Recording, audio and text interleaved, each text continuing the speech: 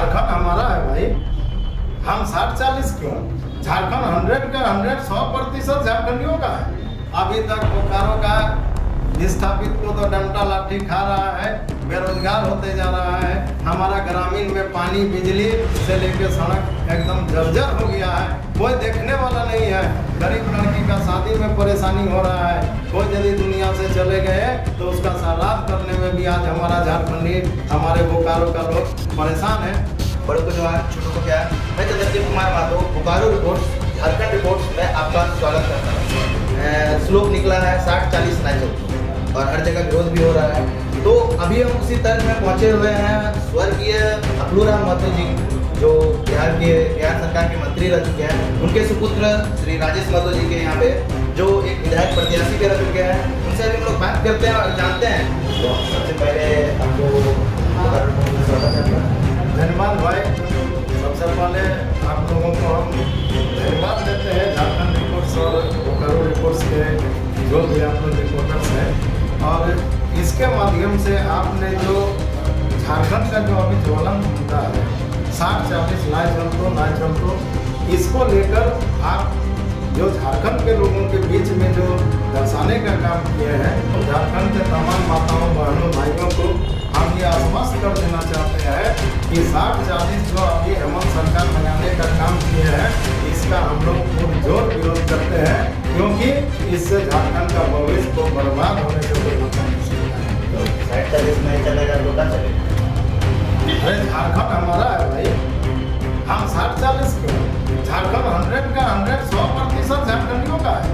ठीक है दादा, जैसे कि बोल रहे हैं कि 100% झारखंडियों का है, तो कहीं ना कहीं जो बाहर के लोग जो हैं वो भी झारखंड को एक नज़र से देखते हैं कि हमारा घर है, यहाँ पे रहना है, बचपन से यहीं पे रहना है, उनके लिए क्या कुछ भी नहीं? तो हमारे झारखंड का भी लोग तो अपने राजपुर में रहते हैं, क्या उनके लिए आरक्षण दिया है? हम ये जानना चाहते हैं। हमारे बाप दादाओं ने जो बिहार से अलग करने के लिए अपनी जो कुर्बानी दी, उन्होंने लड़ा, जल जंगल के जमीन के अंदर में रहकर लड़ने का काम किए। माननीय गुरु जी, हमारे पिता स्वर्गीय अखलूराम महतो, विनोद बिहारी महतो, निर्मल महतो जी ने जो शहादत दिए, किस लिए दिए थे? इसलिए दिए थे कि आने वाला जो झारखंड बनेगा, हमारा राज्य बनेगा, तो हमारा बेटा यहाँ पर DCSP बनेगा, हमारा बेटा यहाँ का सरकारी नौकरियाँ करेगा। लेकिन आज कहीं ना कहीं झारखंड बनने के बाद भी हमारा पढ़े लिखे नौजवान बेरोजगार होकर झारखंड में लड़ाई लड़ने का, लाठी खाने का काम करते हैं। लड़ाई और लाठी का बात कर रहे हैं, तो अभी हम लोग देखे विधानसभा के आखिरी दिन, जो बजट सत्र चल रहा था उस दिन आखिरी दिन, बच्चों ने, छात्रों ने विधानसभा घेरने का एक आयोजन रखा था, जिसमें बच्चे पहुंचे थे, बहुत बड़ा हुजूम लेकर पहुंचे थे, तो उन पर शासन ने लाठीचार्ज किया। तो इसको आप किस वजह से देखते हैं? नहीं, इसका तो हम घोर निंदा करते हैं कि हेमंत सोरेन हमारे झारखंड का बेटा है, माननीय गुरु जी का बेटा है, हम भी पार्टी में रहे हैं। इससे पूर्व में जब सरकार थी, भाजपा की सरकार थी, इसी मुद्दे को लेकर हम लोग सड़क में लड़ाई लड़ने का काम किए, वो सदन में भी लड़ने का काम किया और इसको हम लोग चलने नहीं दिए थे। मगर आज बहुत दुख की बात है कि हेमंत सोरेन झारखंड का बेटा होने के बावजूद भी झारखंडी नौजवानों को जो लाठी चलवा रहे हैं, आने वाले दिन में ये सरकार को भुगतना पड़ेगा।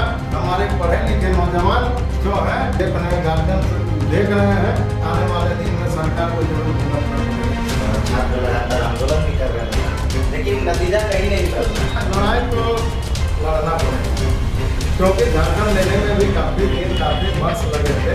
हमारे कितने ही हमारे झारखंडी शहीद हुए, हमारे पूर्वज शहीद हुए हैं, तो झारखंड हुआ है। आज अधिकार भले नहीं मिल रहा है, लेकिन हमको ये पूर्ण भरोसा विश्वास है कि जब से बोकारो में भाषा आंदोलन से ये शुरुआत हुई थी, अभी 1 साल हुई है। अमित महतो जो सिल्ली के पूर्व विधायक हैं, उनको लेकर भी हम बोकारो में एक लड़ाई लड़ने का काम किए, भाषा आंदोलन के खिलाफ में किए थे।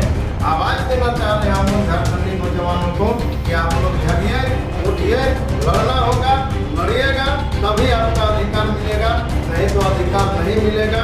आपको पार्टी का झंडा से, जाति के नाम से, धर्म के नाम से ऊपर उठकर आपको झारखंडी बनना होगा और झारखंड का बेटा बन के लड़ाई लड़ना होगा और आपको अधिकार मिलेगा। ये एक साथ होके लड़ते हैं, तो आज हमारे झारखंड शायद मुख्यमंत्री जी सुन लेते हैं जो।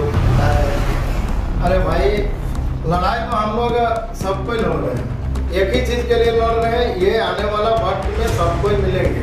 ये हम आपको भरोसा विश्वास दिला रहे हैं कि भाजपा और कांग्रेस को जब तक इस झारखंड से उठा के नहीं फेंकेंगे, जब तक यहाँ धर्म नहीं बनेगी, झारखंड का बेटा जब तक एक नई टीम नहीं बनेगी, तब तक झारखंड का विकास नहीं हो सकता है। इसलिए भाजपा हमारे सुदेश महतो जी को अपने साथ मिला लिया है, कांग्रेस और आरजेडी हमारे हेमंत सोरेन जी को मिला लिए हैं। ये दोनों मिलकर झारखंडियों का अधिकार को, पढ़े लिखे नौजवान को, उसका डिग्री को बक्सा में बंद कर देने का काम किया। आने वाला दिन में पीढ़ी दर पीढ़ी हमारा बेरोजगार हो जाएगा, फिर से झारखंड उसी के हाथ में चला जाएगा जिसके खिलाफ हमारे बाप दादाओं ने लड़े थे। झारखंड लिया था एक अधिकार के लिए, एक सपना के लिए। उस सपना को तोड़ने के लिए इन लोग लगे हुए हैं, इसको रोकना बहुत जरूरी है। जैसे और एक बात है दादा, जैसे अभी आप बोले कि 60-40 में हमारा झारखंड का है, तो हमको पूरा कहीं ना कहीं छात्र नेता जो निकले हुए हैं, सरकार उनकी सुनी नहीं रही है। तो सरकार क्या सिर्फ वोट मांगने के समय नहीं सरकार का सोचता है, क्योंकि दादा आप प्रतिनिधि रह चुके हैं, प्रत्याशी रह चुके हैं। हेमंत सोरेन जी इसलिए हम लोग होती है कि हम लोग 5 साल पार्टी कर रहे हैं, केंद्रीय समिति का हम सदस्य भी रहे हैं। उन्होंने हम लोगों को यही सिखा रहे थे कि झारखंड हमारा है, इस झारखंड का तमाम अधिकार हमारा है, यहाँ का जितनी नौकरियाँ तमाम चीज़ हमारा है। मगर वो हम लोगों को बोल रहे थे कि हम लोग झारखंड मुक्ति मोर्चा 81 विधानसभा में चुनाव लड़ेंगे, मगर वो अपने वादों से मुकर गए। तमाम नौजवानों को धोखा देने का काम किए। फिर भी हम लोगों ने मान लिया कि चलिए, यदि हेमंत सोरेन जी मुख्यमंत्री बनते हैं तो कहीं न कहीं यहाँ का झारखंडी नौजवानों का अधिकार मिलेगा, क्योंकि उन्होंने जब भी चुनाव हुआ उस वक्त उन्होंने हर सभाएं में ये वायदा भी किए, झारखंडी नौजवानों को, झारखंडी बहनों को, झारखंडी माताओं भाइयों को झारखंड का अधिकार देंगे, 5 लाख नौकरी देंगे। ये तमाम चीज उन्होंने वादा किया, मगर आज पता नहीं हम लोग दुख के ये बात लग रहा है कि कल रघुवर सरकार कर रहे थे तो हमको लग रहा था कि गैर झारखंडी का बेटा हम लोगों के साथ अन्याय कर रहा है, मगर अब हम किसको कहने जाएंगे कि आज झारखंड का बेटा हेमंत सोरेन है, गुरु जी का बेटा है। हम लोगों ने उनके बहुत ही लड़ाई की है, उनके साथ देने का काम किए। आज हम लोग अंदर आत्मा से बहुत दुखी है हेमंत सोरेन का करनी से, और इनको सजा देने का काम किया। बोकारो के गाँवों में आज भी पानी का किल्लत है, तो क्या जनता कैसे मरेगी?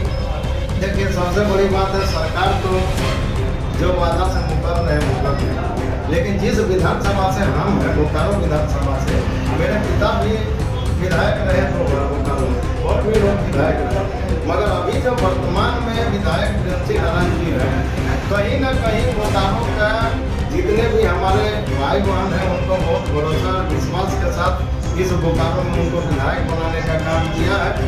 मगर आज बोकारो का जो पुलिस है उस भविष्य को ताक में रखकर बर्बाद करने का काम कर रहे हैं। आप कोई भी गांव में जाइए तो अच्छी सड़क नहीं मिलेगी, बिजली नहीं अच्छा से मिल रहा है, आपका पानी का व्यवस्था नहीं हो पा रहा है। हम ये समझ में नहीं आ रहा है कि विधायक का क्या काम है। विधायक सिर्फ और सिर्फ अपना पार्टी का काम कर रहे हैं, अपने कार्यकर्ताओं का काम कर रहे हैं, जनता के साथ उनका किसी भी प्रकार का उनका साथ नहीं है, उनकी हमदर्दी नहीं है। अभी कुछ दिन पहले हम लोगों ने सुना था कंगरी वाला मैटर, जो वहाँ के विस्थापितों रैयतों को मारा जा रहा है, उस मैटर को भी किसी ने वैसे दाव पे नहीं लिया। तो आप उसमें कुछ देखिए, हम तो खुद एक विस्थापित कर रहे हैं, और हमारे पिता स्वर्गीय अक्रूराम महतो ने इस विस्थापितों का लड़ाई को, जब वो विधायक नहीं बने थे उस वक्त वो जेल में है इसी विस्थापित का अधिकार के लिए।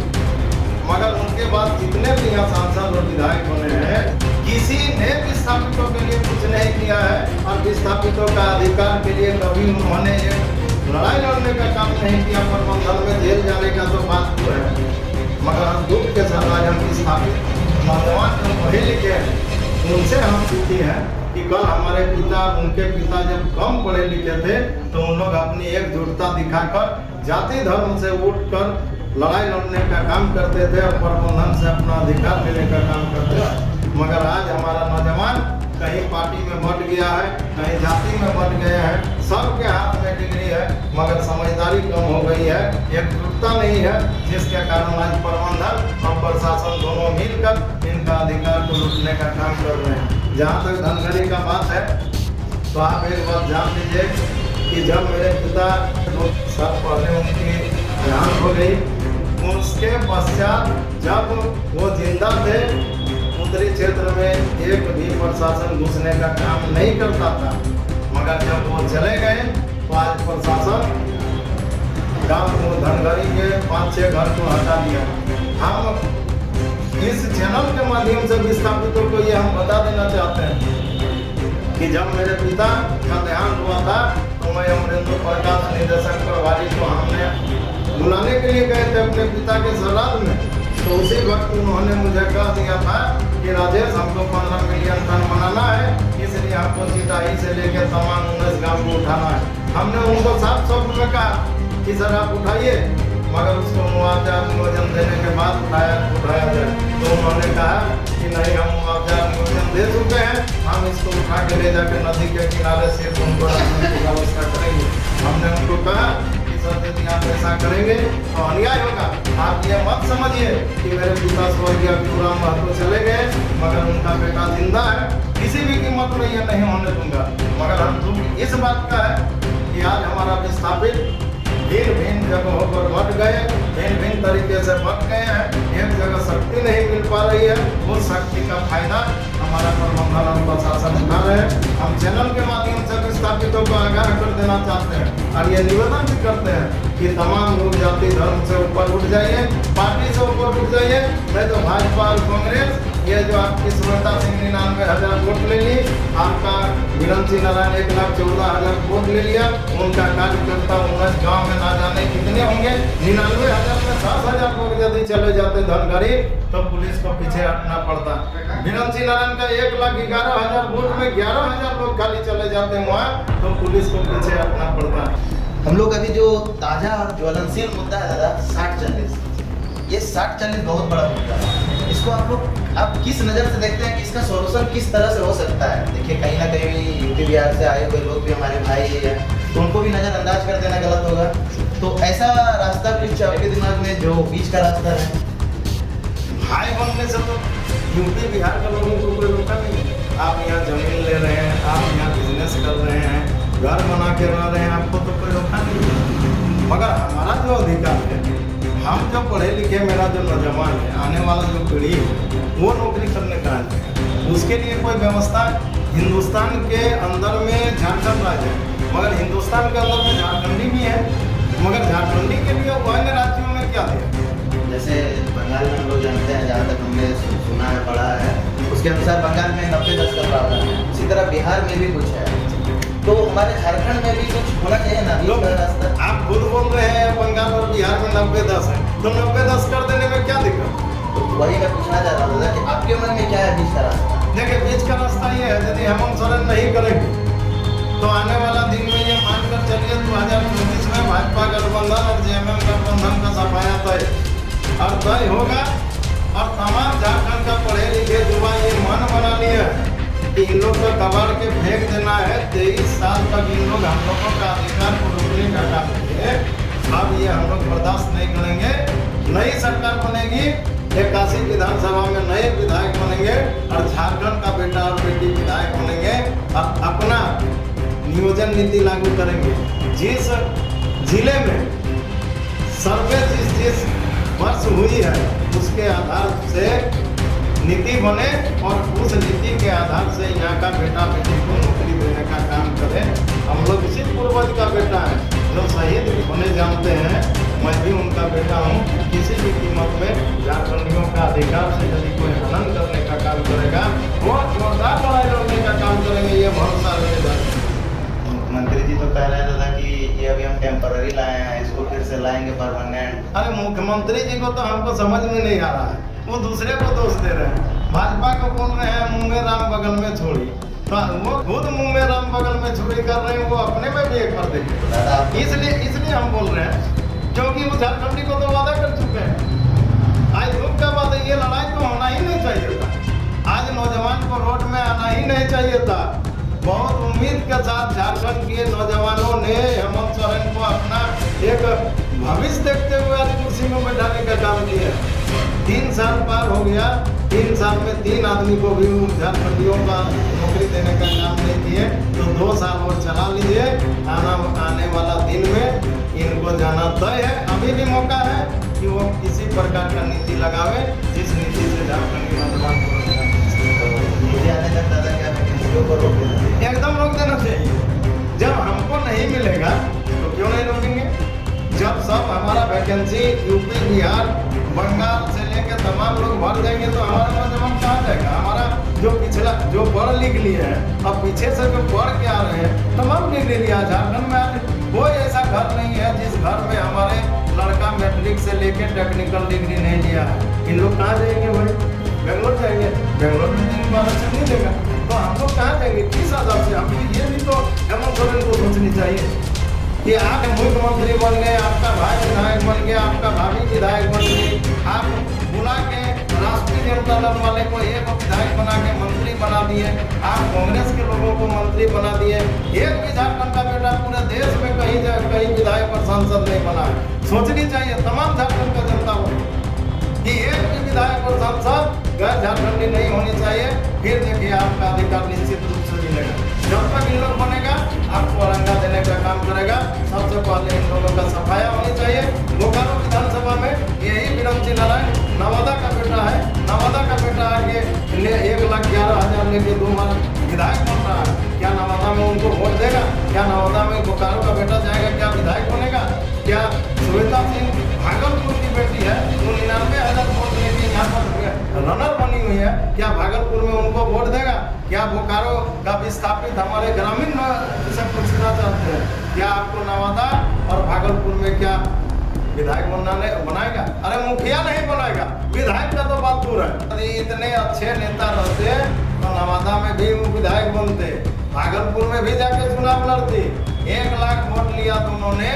अभी तक बोकारो का विस्थापित को तो डंडा लाठी खा रहा है, बेरोजगार होते जा रहा है। हमारा ग्रामीण में पानी, बिजली से लेकर सड़क एकदम जर्जर हो गया है। कोई देखने वाला नहीं है। गरीब लड़की का शादी में परेशानी हो रहा है। कोई यदि दुनिया से चले गए तो उसका श्राद्ध करने में भी आज हमारा झारखंडी, हमारे बोकारो का लोग परेशान है। उतनी स्थिति उसकी अच्छी नहीं है, मगर उसको देखने वाला नहीं है। मेरे पिता थे, कल रोड में बैठ के यहाँ का लोगों का काम किया करते थे। हम लोग उनका बेटा है। बोकारो का कोई ऐसा काम नहीं है जहाँ हम जाते नहीं हैं और लोगों का बुलाने से नहीं। और आने वाला दिन में हम बोकारो पे ये भरोसा विश्वास भी देते हैं कि जब तक अटूरा महतो का बेटा जिंदा रहेगा, आप लोगों के बीच में रहेंगे। आप लोगों का सुख दुख में किसी भी कीमत में रहूंगा। लोगों को, विस्थापितों को धर धर के अफायर कर दिया जा रहा है, इसमें क्या बोलिए? देखिए, विस्थापित के साथ तो अन्याय हो रहा है। हम बोकारो प्रशासन, उपायुक्त महोदय, यहाँ का मुख्य अधीक्षक महोदय, तमाम प्रशासन के लोगों से हम ये विनती करते हैं, आग्रह करते हैं, विस्थापितों में जमीन देकर इतनी बड़ी प्लान बनाने का काम है। आज उसी के चलते सिर्फ बोकारो नहीं, पूरे देश का चमक बोकारो से है। तो कहीं ना कहीं यहाँ का विस्थापितों का हाथ है। विस्थापित जमीन के बदले सिर्फ नियोजन मांगते हैं, अपना पुनर्वास मांगते हैं। उसके चलते पीढ़ी दर पीढ़ी डंडा खा रहे हैं, लाठी खा रहे हैं और मुकदमा भी खा रहे हैं। पूर्व में भी कितने नेता, कितने नौजवान हमारा विस्थापित जेल जाने का काम किया, आज भी मुकदमा लड़ रहे हैं। मुकदमा लड़ने के बाद भी उनको अभी तक बरी नहीं हुआ है। और अभी नए नौजवान को धनगढ़ी में कम से कम 37 लड़कों पर जो मुकदमा कर दिया गया, ये हम मांग करेंगे जिला प्रशासन से और प्रबंधन से भी कि मिलकर इनका केस को वापस कर दिया जाए, मुकदमा वापस कर दिया जाए। अन्यथा आने वाला दिन में जो बोकारो स्टील प्लांट का जो बढ़ोतरी के बारे में सोच रहे हैं, विस्थापित यदि आक्रोश हो जाएंगे तो ये बढ़ोतरी में कहीं ना कहीं परेशानी की सबब बनेगी।